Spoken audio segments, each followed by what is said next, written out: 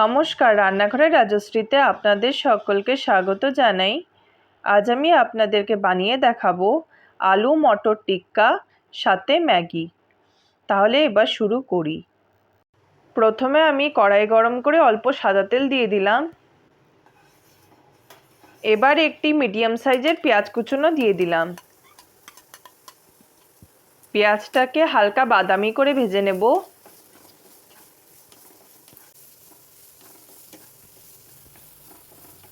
এর মধ্যে হাফ চামচের মতো নুন দিলাম।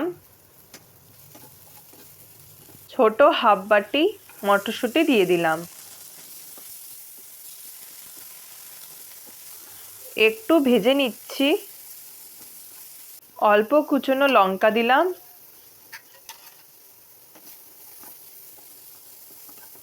এবার দিয়ে দেব হাফ চামচ করে হলুদ গুঁড়ো, জিরে গুঁড়ো, ধনে গুঁড়ো আর লাল লঙ্কার গুঁড়ো। সামান্য একটু জল দিলাম যাতে মশলার সাথে মটরশুঁটিগুলো একটু সেদ্ধ হয়ে যায়। 1 চামচ টমেটো কেচাপ দিয়ে দিলাম। একটু নেড়েচেড়ে নেওয়ার পর 1 চামচ ময়দা দিয়ে দিলাম যাতে বাইন্ডিংটা ভালো আসে।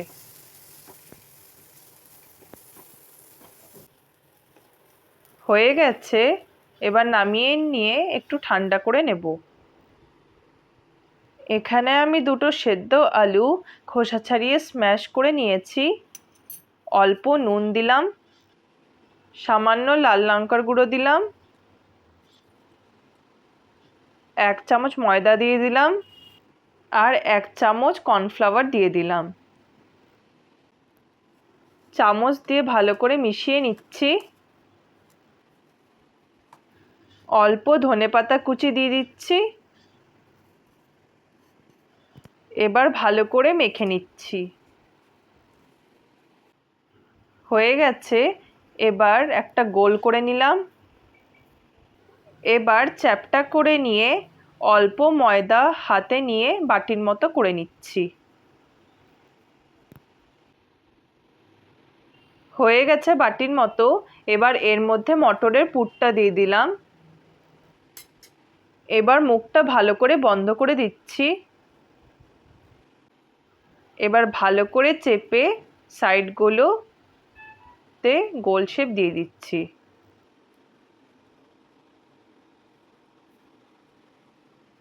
ঠিক এভাবে সবগুলো করে নিলাম।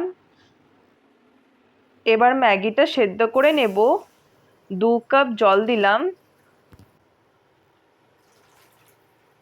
জলটা একটু ফুটে উঠলে 2 প্যাকেট ম্যাগি দিয়ে দেব।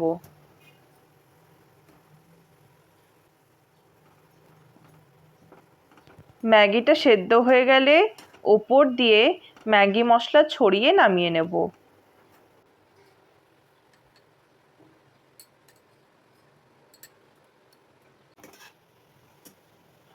মশলাটা ভালো করে মিশিয়ে নিচ্ছি।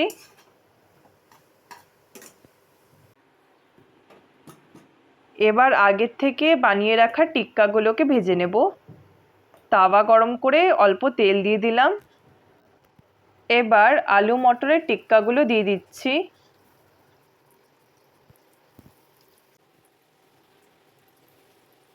দু পিঠ আস্তে আস্তে করে ভালো করে ভেজে নেব।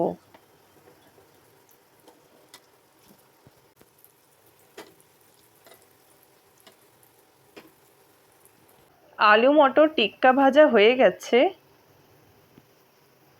এবার গরম সেদ্ধ ম্যাগিটা একটা প্লেটে রেখে দিচ্ছি।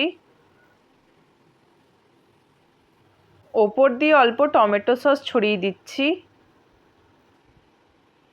এবার আলু মটরের টিক্কাগুলোকে সাজিয়ে দিচ্ছি।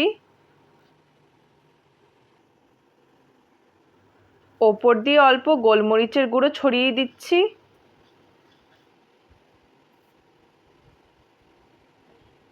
এভাবে আলু মটরের টিক্কার সাথে গরম গরম ম্যাগি খেতে বেশ ভালো লাগবে। আমার এই রেসিপিটি যদি আপনাদের ভালো লেগে থাকে তাহলে প্লিজ লাইক আর সাবস্ক্রাইব করে দিয়েন।